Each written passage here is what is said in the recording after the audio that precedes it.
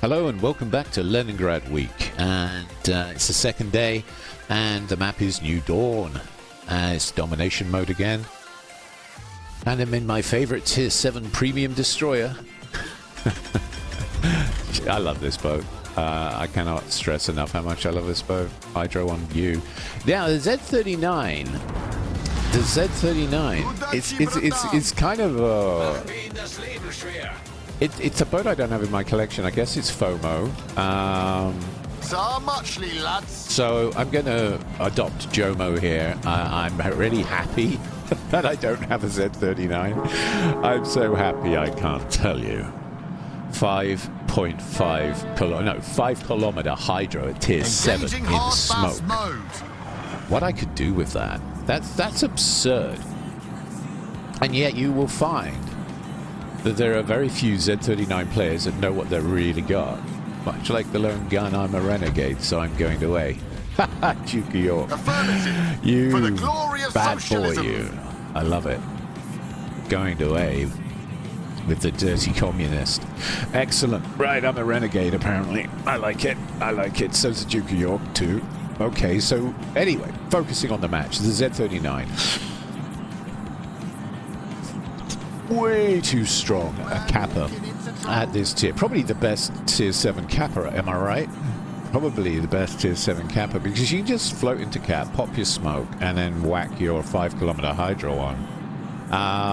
If people are aware of the gimmick, they're not going to fall for it, right? They're going to see the smoke and move away until they know whether you're the Z39 or, in this case, the Blastviker or the Tashkent. There's a Blastviker, for instance, and I know I can open up on this guy. Which I will do. And we already got a fire on him. I'm going to put some more shells on him. He's got a nice skin on that ship. Yeah, that's a special skin. I like it. From a special event. Fire alarm! Smells like a Soviet school canteen. Problem solved, comrade. Talk should scare him off the cap. And now the cap's mine, right? And we put 5.5k damage down on him. And the team shot him up a bit as well. 4k spot damage. So he's taken about 9k, and I've taken about 2, a little less than 2. This is a good team. This is a good team. I'm getting some support here. Duke of York's doing his job. I like this guy. I like this guy a lot. We can finish this guy off. I really like that skin, though. That I don't have. JOMO, right? Back to crawling like a larva in reverse. I like your skin, and I'm happy about it.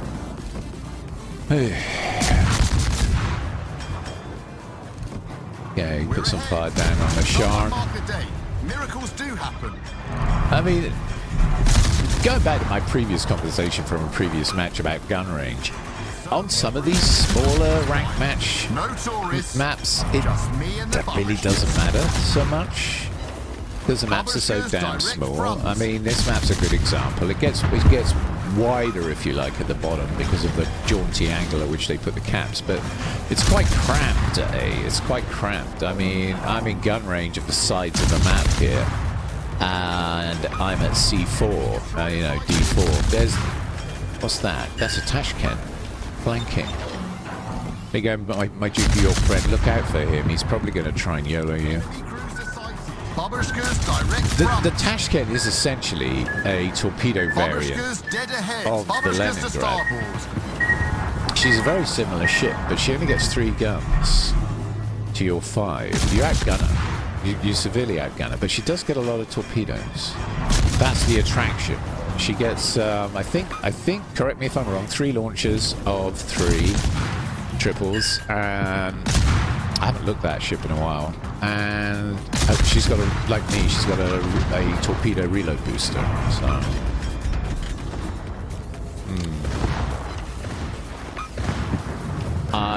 I'm trying to put myself in the head of the Tashkent. He's going to go wide and he's going to go round, isn't he? And my guns are facing in the wrong direction for this. This is where the turret traverse lets me down a little. I could have swung round, but the Duke of York's in my way, so... Engaging hard bass mode. I guess...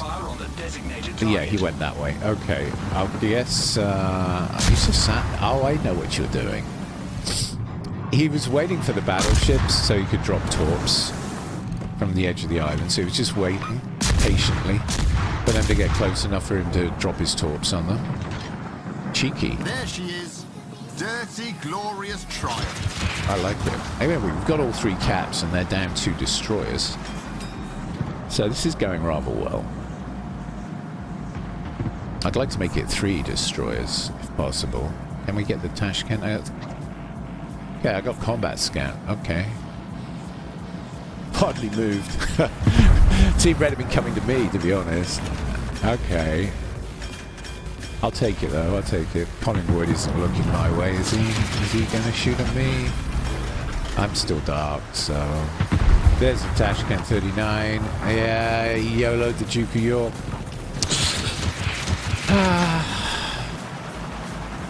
Of course he did. I will revenge you. You will have your revenge.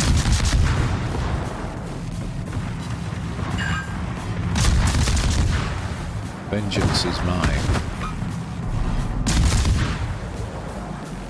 Vengeance is mine. Oh, he grounded. He grounded. He might talk again, though, so... I'm giving him some respect. Oopsie. Bye-bye, Collingwood. Okay, he's low, but you see what I was doing there? I wasn't risking it. Problem solved, comrade. Just Focus in case. Fire. Let's turn that thing into scrap. I didn't get to see how many torps thanks, he pal. let off at the Duke of York, so I wasn't prepared to risk it. Boosts off. And the Munchin Back gets to him. crawling like a larder in reverse. We got him pretty low, though, which is great. The bold and bankrupt guy, honestly, as a commander, it's funny. The voice set is hilarious. Yeah, it is funny. We're back to crawling like a larder in reverse. Hardly. I mean, we can do 45 knots bold and bankrupt with the speed boost off. But I get the thought. The thought was there. We have slowed down somewhat. Okay, good. Let's make the Hood's life miserable. He's on the wrong side of an island, so I can just farm him in Vizzy farm for the win. Getting some good shells in there. Now, I should be able to lay a spread of torpedoes across B as my team isn't in the way, so they might be only 8-kilometer torps, but they're very good, very useful. So what we'll do... Fiji just took out Jupiter 42. We're having a bit of a game, aren't we? I thought this was in the bag. It's there's only 3 of us left. Huh. Okay, they've got some kind of unicum on their team, slowly taking everyone down. So I'm going to drop those across the cap because I'm kind of expecting him to turn in and slow down. Let's get lost. Will he turn in and slow down? He's maintaining his speed. No, he has slowed down, and there he is turning in. Yeah. Yeah, he slowed down a little bit. He's not going flat out anymore. Turned in, and here come the torps. Yeah, we got him. Ha! No tourists, just me and the babushkas. We've Awesome. destroyed an enemy battleship. Yes, chat. They were good, weren't I'm in they? your debt, mate. Next one's on me. Yeah, thank you. Engaging hard bass mode. Now we've just got the Fiji to worry about. Now we're back in that position we should have been in earlier. Oh, we win in 4 seconds, 3. Really? Oh, I wanted to go after the Fiji. Okay, all right. GG, GG. All right. Okay. I think you two played really, really well. Okay, we'll do one more. Right, this time we're on Northern Lights. It's domination mode. I hope you've all been enjoying this series, Leningrad Week. It's a mini-series, of course, starring yours truly. Yeah, trying to just basically give people a greater understanding of this particular destroyer and its strengths and weaknesses. If it's got a weakness, I would say it's its detect, 6.6 kilometers. I'm looking at you, Haida owners, or Haida owners, and Jupiter 42 owners, because you both know that you have two of the stealthier ships in Tier 7 rank, and it's very easy to spot a Leningrad as they're approaching a cap and have about a kilometer's worth of thinking time. So yeah, I would say that's probably her biggest weakness. She's fast. She's not very easy to hit because she's low profile. She's got tons of strengths. The torpedoes are 8 kilometers, so you've got a 1.4 kilometer stealth window, which is nice to have, right? It means you can launch your torpedoes in stealth. They're not the longest range, but 8 kilometers is very usable at this tier. And you get a reload booster. So you would think she was a torpedo boat, but not really. She's a hybrid, probably one of the strongest Tier 7 hybrids in the game, because her 130mm Russian guns are pretty much the same guns you see on the Tier 8, 9, and 10s. They've got the same trajectory, similar shell velocity. They handle almost identically to the higher tier guns, making them very strong indeed. You get 5 of them. There is a somewhat of a weakness that built in there. It's the turret rotation. But with this build, which I'll show you at the end of this match, you can get around that turret rotation issue to a certain extent. You still end up with about 20 seconds turret rotation, but you know what? I'm used to playing French destroyers, so I'm kind of used to slow turrets, and 20 seconds is workable, it's usable. Whereas she starts with over 30 seconds, which is pretty bad. But you really do want to turn the guns on in this ship and use them, because they are really, really good. And of course she gets smoke as well. She doesn't get hydro, but I don't see that as a weakness really, because she's already got 3 really strong consumables. Her speed boost gets her over 45 knots. Yeah, you heard that right. She can hit almost 50 knots. She's about 3 or 4 knots slower than a Le Fantasque, right? The Tier 8 French Le Fantasque. So probably the fastest ship in her tier. I think that's safe to say when she's got her speed booster on at the moment in this meta. Not to say that Wargaming won't change all of that with a new line of ships, but we'll see. So anyway, focusing back on the match, I just took the easy cap, the A cap, because of my detect and the fact that this is a pretty cramped match around C, and I will get spotted, but there's loads of smoke on C at the moment. So I feel like I can safely navigate this space. And if you got to watch out for when you're doing this is torpedoes coming up from C, because there's a Mayhan in that smoke somewhere, or an Akatsuki, or both. So we don't know where the enemy DDs are, but I'm pretty sure one of them cap B. So I think there's only one on cap, but there's 2 piles of smoke there. Or one could be the Chumpfin, I suppose. There's the Akatsuki with the Udachi over at E3. Udachi scared him off, no doubt, because he's got the lasso with him. So yeah. And I'm just gonna, you know, use this island to protect myself and just basically,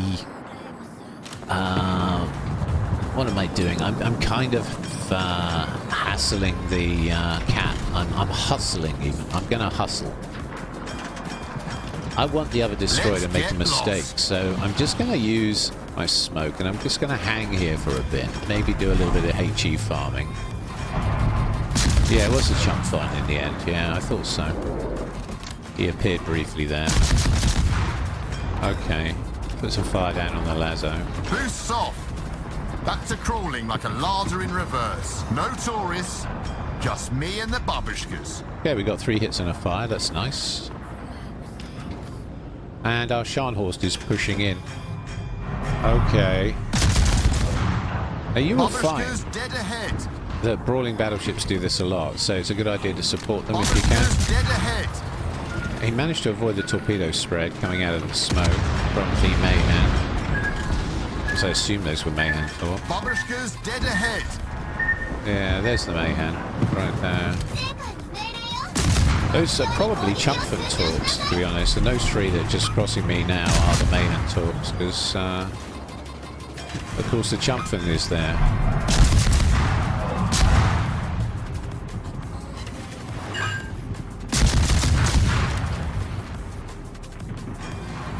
anyone wondering what the Shumpin is, she's a Pan-Asian light cruiser from the Jinan line and has an impressive array of torpedoes and smoke and decent guns. Okay, we got the Mayhan. You see, so my patience has paid off. Yeah, thank you, Bold and Bankrupt. The destroyer has indeed been blown sky high. Right, now it's safe to push in. We're going to push into Cap. You see, look, I'm 6 minutes into the game and I am only at this point deciding to take the contested Cap. Because it's safe. And this is what you have to do. Deep water talks. Okay, so those weren't Shumpin talks. Those were Shumpin talks what just passed me. Because I was pretty sure the Shumpin had deep water talks. Okay. I guess the Akatsuki launched some talks into the mix there as well before heading back to B. Always amazed at how many talks you see in the water in these games. Alright, we'll take the Cap and then I'm going to move across very cautiously. This is all about caution really at this stage in the game. The teams are pretty evenly matched, so we need to conserve our health pool for the actions that will matter later on. Okay, we've got a Cap and a fire on the hood. I'm getting some cheeky shots in over this island. You can see how flat the trajectory on these guns is and how fast the shells travel. Honestly, they're so easy to use. They're like lasers. Engaging hard bass mode. You do lose a bit of dispersion with this build due to the fact that I wanted the turrets to be flexible and usable, but you gain it back from the fact that you can get your turrets on target quicker.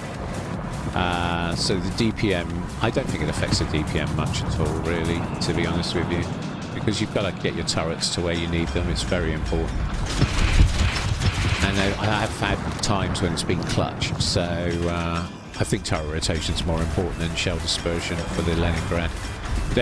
She is the exception, not the norm, however. She is the exception, not the norm. Right. 2 spreads on the hood. See if she obliges me. Just going to move away from Cap and go dark. They're looking pretty good. 3 hits? I think we got 3 hits. He's gone. Bye-bye. There we go. Enemy battleship foundered. Sweet. So we've dealt with the Mayhem. We've dealt with the hood. Our team now has a slight advantage. Babushka's dead ahead. I have been doing damage spotting for the team, but 363 tells me all I need to know. Babushka's dead ahead. They've been a bit unlucky with the dispersion. They haven't get very many hits while I've been spotting. So we're going to go after the Akatsuki now. In this smoke in front of me. And there's a Nicer now. Direct front. I got to be a little bit careful here because he's got a Nicer now backing him up. There he is. Okay, you see the turret rotation brings the guns in nice and quick. Now, if only I could shoot straight, right? He turned pretty hard in my defense. He did turn pretty hard. He's trying to avoid those. Okay, I don't blame him. But you can see how easy it is to aim these guns. Honestly. Let's get lost. Boosts off. Back to crawling like a large reverse. We're going to smoke up here so I can get some shots in on the Nicer now. And some shots in on the Akatsuki while I'm at it. Who's fleeing rather fast with a broken engine. I'm quite amazed how fast he's going, considering his engine's broken. We got another K's damage into him there. Boulder bankrupt on the Babushkas. Babushka. Yeah, okay. Got the torps out on a Nicer now, but he's turned. He's doing a combat turn and he's heading straight at us. Okay. We do have torps ready to go in the tubes, so I'll hold on to those for now, and in case he gets into a fixed pattern, and then we'll torp him at close range if we have to. But he seems to be getting focus fired quite adequately here, so we'll stay in smoke and carry on farming. There he goes. Okay, yeah, Sharnor's got him. Udachi got the Akatsuki. Sharnor's got the Nicer now. And Bold and Bankrupt had a lot to say about that. This commander. Oh my goodness. He never shuts up, honestly.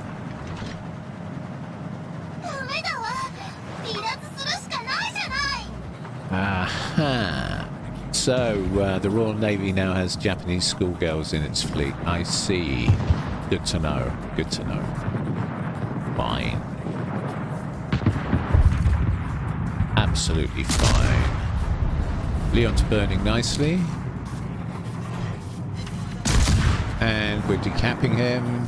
Can't have him capping the cap. Yeah.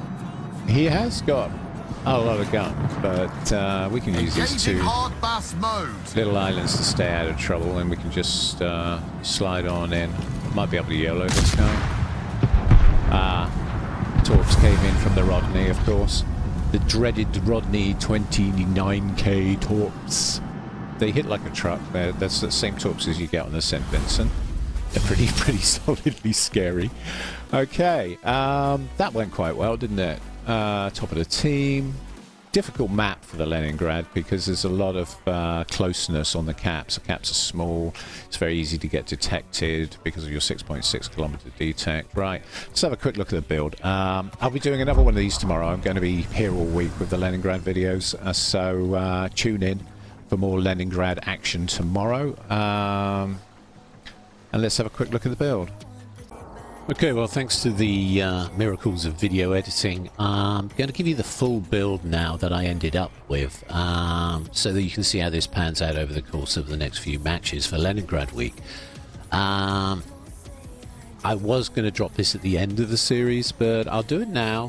Get it out of the way so we can get back to the nice, fast, hard action that you all like watching. Where I get to sweat a lot and ponder what choices to make over the various ranked and competitive matches that I'm playing. So, where did we end up? This is where I ended up, bizarrely. Not totally unlike the Japanese gunboat line, to be honest. This would look pretty good on an Akatsuki, with one exception. We'd probably move Grease the Gears over to preventative maintenance, and we'd probably take consumable specialist if I was in an Akatsuki, but I'm not. I'm in Leningrad, and I really don't find my modules break that often because she's quite low profile and quite hard to hit. It does happen, but not with the frequency that concerns me enough to run this skill. So since her turret rotation is terrible, we take Grease the Gears. We also take main battery modification 2, and what that does to the artillery is it gives us a 180-degree turn time of 20.9 seconds. We give up a little bit of tight shell dispersion for that, but even at these ranges, even at 13.9 kilometers, I'm landing shells. I'm not having any issues with dispersion, really. To be honest, I'm more comfortable with the faster rotating turrets. If you're not happy with the dispersion, of course you can run aiming system modification 1 and take Grease the Gears off the captain build, so that gives you some improvement, but you will struggle to bring your guns to bear when you're trying to jinx shots and steer. If you steer away from an enemy destroyer, there will be a brief 3-4 second gap where your turrets will struggle to keep up with the target and you won't be able to fire your guns. So in close range dogfights, honestly, Grease the Gears and main battery modification 2 help you to win those a lot more. So that's my recommendation, because you are going to be contesting caps. You are going to find yourself in some weird situations. I mean, if you're playing the ship in randoms, it's a totally different play style. You can effectively stand off and farm open water gunboat with this ship at ranges of sort of 11, 12, 13 kilometers with these guns, and you get a range of up to 13.9 kilometers, so you can do that. And then when a cap becomes available, when the destroyer's moved off elsewhere, you can go in and take the cap, so you don't have to take as many risks. Okay, but rank play is a lot feistier. There are a lot more risks to be taken, and it's a faster paced game than you will ever find in random matches, which are very slow paced in comparison. Okay, other options, right? You could dump this and take RPF, and that would work very well for rank because it gives you more situational awareness of where the enemy destroyer is. Very good for chasing down destroyers that have run off cap and are trying to get away on low health. to live to fight another day. If you want to hunt them down, if you want to be more of a destroyer hunter, and she performs that role rather well because she's incredibly fast. 45.2 knots is incredibly quick for a base speed with a speed flag, right? Yeah, with the speed boost on, you hit almost 50. You're going to catch most targets. Okay, so RPF, there is an argument to be made for RPF. Okay, if you go with this, you get more tactical flexibility with regards to all those Scharnhorst with their 9.5 kilometer secondaries. You can stay out of secondary range and shoot them all day long, and they will struggle to hit you. That goes for most of the battleships in the game, to be honest. They will struggle at tier 7 to actually hit you because of your speed and the fact that you'll be speed juking shells. So this is actually very, very strong. Another option you can do is the torpedoes are very good, so you could lose this and you could take your last 5 points, fill the tubes and swift fish, which would make your torpedoes reload faster and your torpedoes about 5% faster. So 60 knot, you'd be doing about 62 knot torps, right? 62, 63, I reckon 63 knots roughly, rounding up. 15,000 damage a pop, 8 kilometers. Reload time 92 seconds. If you take 10% off that, you're around the 83 second mark. So, you know, if the torpedoes matter to you more than the guns, that is also an option. Or you could flex for the pure hybrid, not take this and take these two instead, and then maybe use your last 2 points on consumable enhancements. Lots of options for you there. Anyway, I'll be in the Leningrad again tomorrow, so tune in for the next part of Leningrad week, and thank you all very much for watching. There's a couple of links to some of my more popular videos appearing at the bottom of the screen around about now. Thank you all for watching. Thank you.